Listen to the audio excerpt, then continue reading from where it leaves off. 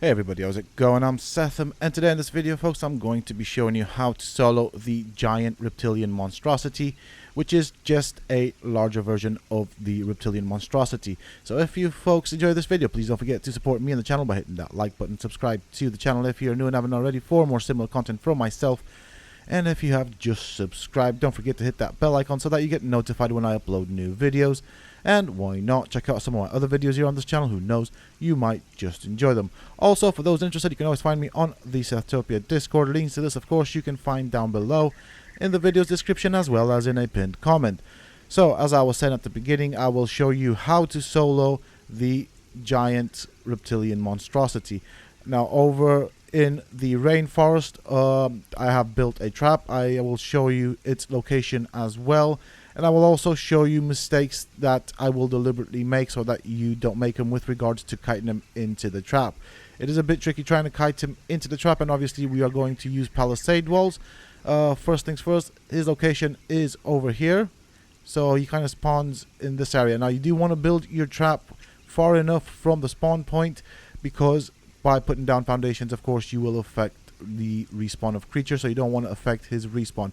So the trap itself is 5 by 8, so 5 wide and 8 length. So obviously the location where you'll wander, I just showed you there, I hovered it. So this is what the trap looks like.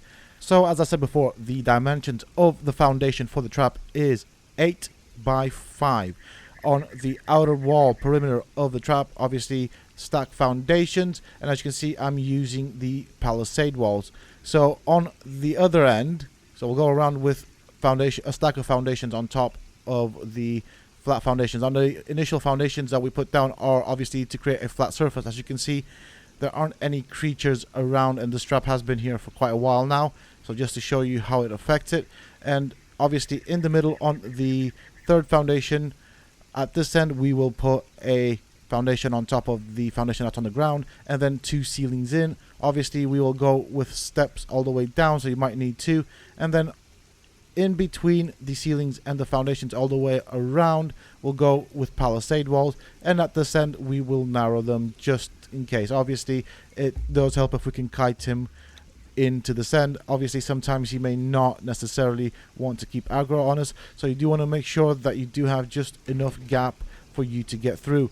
It does also stop the giant reptilian or reptile monstrosity from actually reaching the wall. That is quite important, because it will look like it's reaching the wall, but it's not actually reaching the wall as such, and you'll see once we lure him in what I actually mean. So his body will reach the wall, but he won't be able to damage you whilst you're standing on the wall if you're standing in the right place.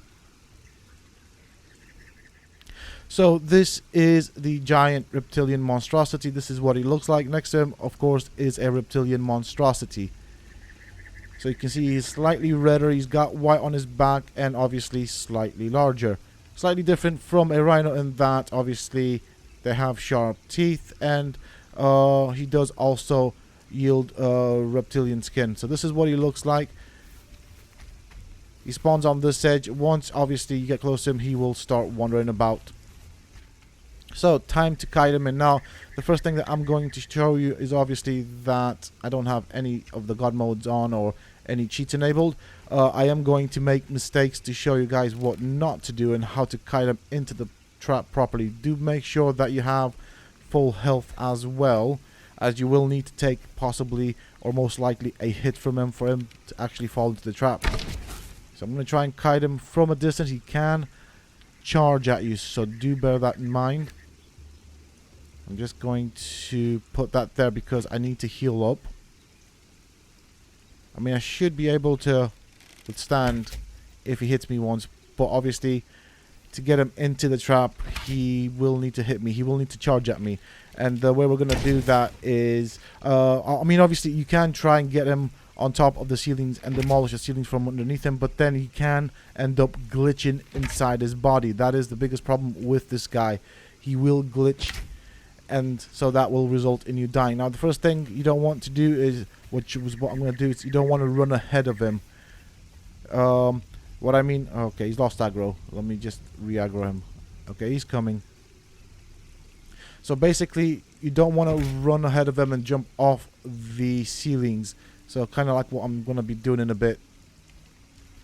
So you don't want to do this, because this is what will happen. The rhino will go on the outside of the trap. He is not going to go up the steps. If you want to get him up the steps, you have to do something different. So I'm just going to repeat the process just to show you that this happened absolutely every single time.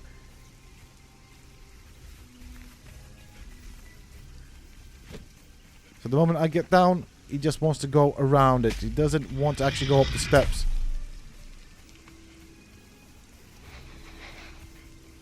So the way we're going to get him up the steps is we're going to go up here. And then we'll wait for him to come to us.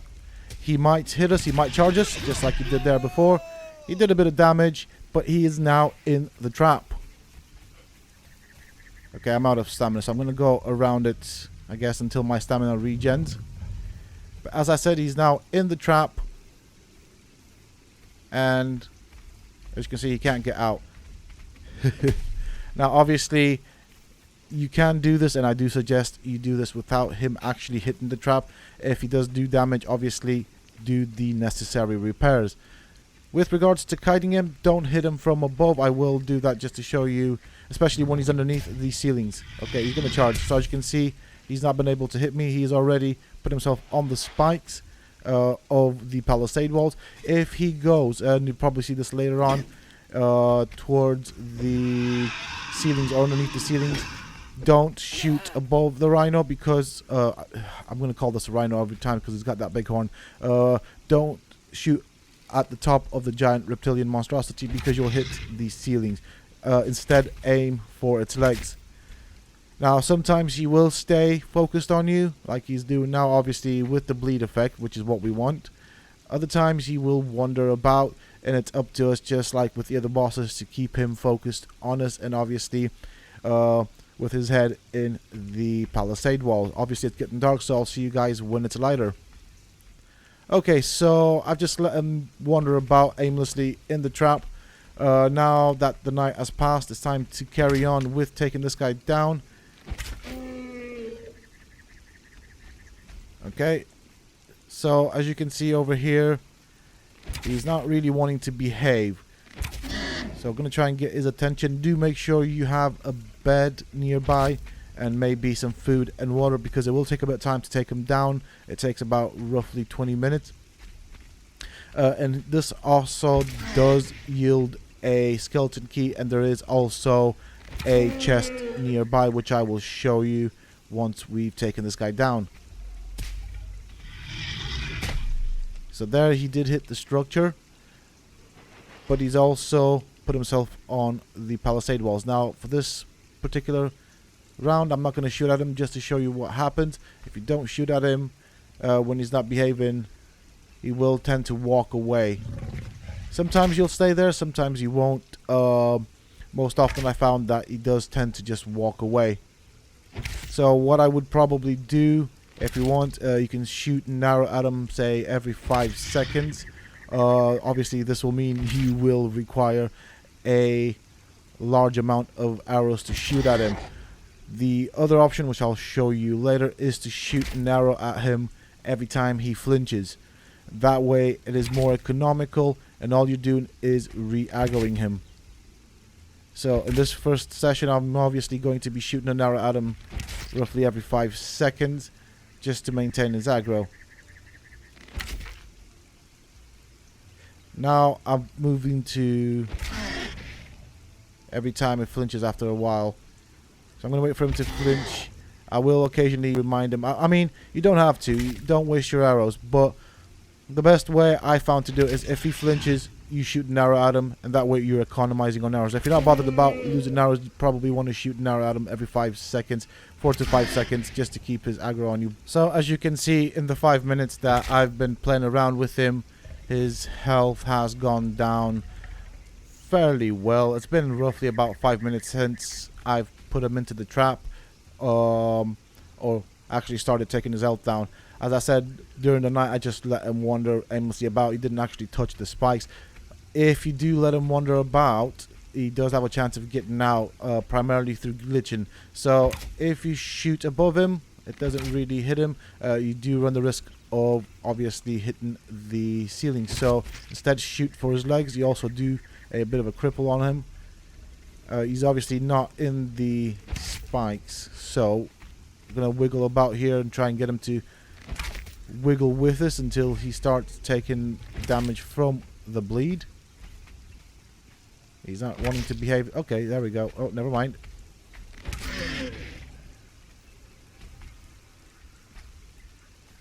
Now, he only left because I stopped re-aggroing this particular boss. Well, as you can see, he didn't hit anything there. So there is a safe distance. I would probably say if you are on the middle of the second layer of foundations at any given time when you are fighting this boss, you should be within safe distance from him and he should not be able to hit you. If you get too close or towards the inner edge of the trap, he will be able to hit you.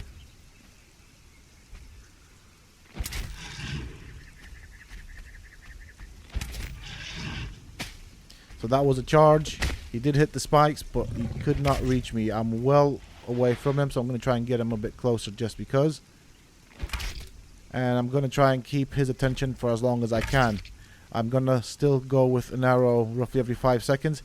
Actually, we're going to try and swap out to an arrow whenever he flinches so you can see the difference. So I've let him walk away. We're going to re-aggro him and put him back into the palisade walls whenever he decides to cooperate.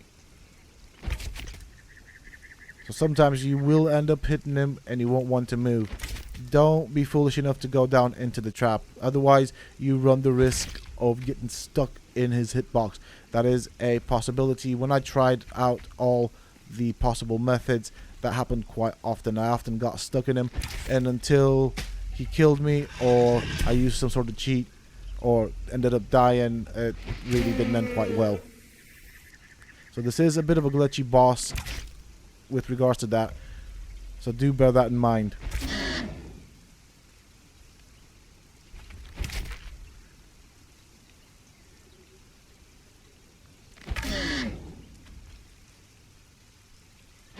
Okay, so this is obviously going to take a while. I am going to, of course, do the full-length video to show you guys that it's actually working. When I swap out to the different method where I shoot an arrow at him every time he moves or flinches, I will obviously announce that. At the moment, I'm sticking to 1 arrow per 5 seconds. So that does do something with regards to his aggro. I'm guessing it's more of a glitch, or that's the way it comes across. It's not 100% proof. But what I've noticed is if you shoot an arrow every 5 seconds for a certain amount of time, say a minute, 2, 3, 5 minutes, you normally tend to get the boss to do what it's doing now and just stay focused on you. Now at this point, when he starts moving, you can of course re-aggro him as you saw there, which is what I've started doing. Every time he flinches, re-aggro him with an arrow, so that way you are economizing arrows. But as I was saying before, I have noticed that with a lot of the bosses and creatures, if you shoot an arrow into them every 5 seconds for, let's say, somewhere around 5 minutes, and then you stop, they will tend to keep their focus for a while. Some of them will, of course, want to move away, and you can re-aggro them the moment they flinch. Other times, like with the giant spider, once it moves, you will have to basically reposition it so that it is on top of the spikes. But in this case, with the rhino, you can get it to re-aggro. It does turn quite slowly, as you can see. It gives you enough time to just press that button and shoot an arrow into it. Once it turns around, you basically wait for the next time it moves. The idea is, as I said, and obviously as many people would probably guess, is to keep the bleed on it as long as possible.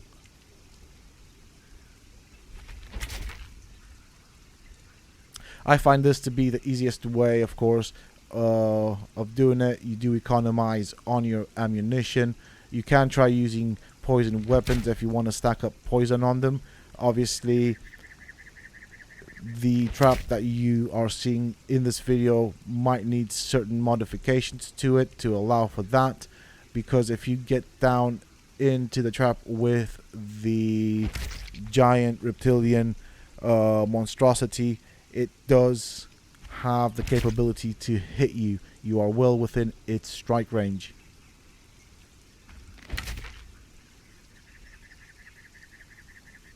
So he's got very little health left. Obviously still a while to go, a couple of more minutes before his health is completely depleted. I'm just going to sort out my thirst issue. And luckily he stayed there, so that is a good thing. I was expecting him to want to walk away, but he has stayed there. Now obviously if you do stack up poison on him, which you can do with a weapon that has poison on it, you will obviously kill it a lot quicker.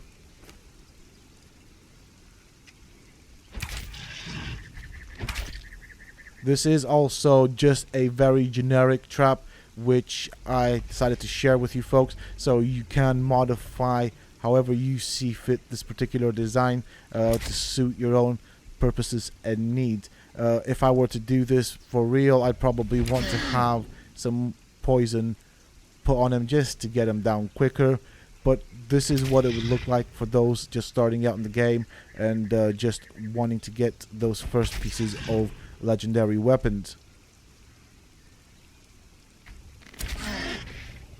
Okay, he's nearly there, not much left to go.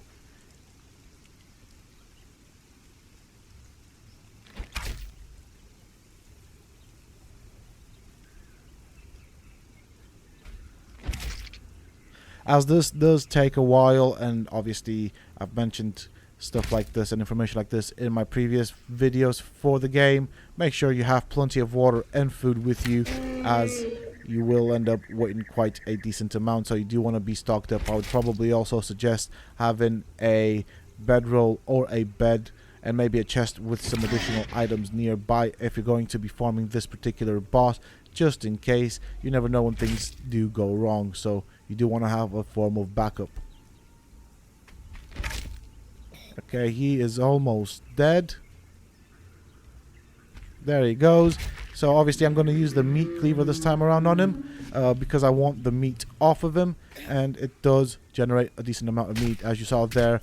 We also got the skeleton key, and I'm going to show you the location of this guy's chest. I'm also going to loot it so you guys can see what you can get out of it. Obviously that is just one of many variations of items.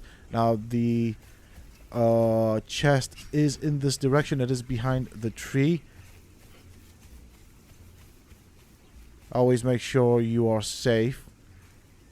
You don't want to get anything jumping on you. So this is where the chest is. Obviously you will need to be level 60 to open it up. Otherwise, if you're not level 60, you can of course farm this guy for the purposes of gathering those keys. You might want to open quite a large number of chests until you get the sort of equipment that you want or prefer to use in the game, whichever way you want to look at it. I'm going to go and sort out my thirst issue, as the water skin that I had was not enough.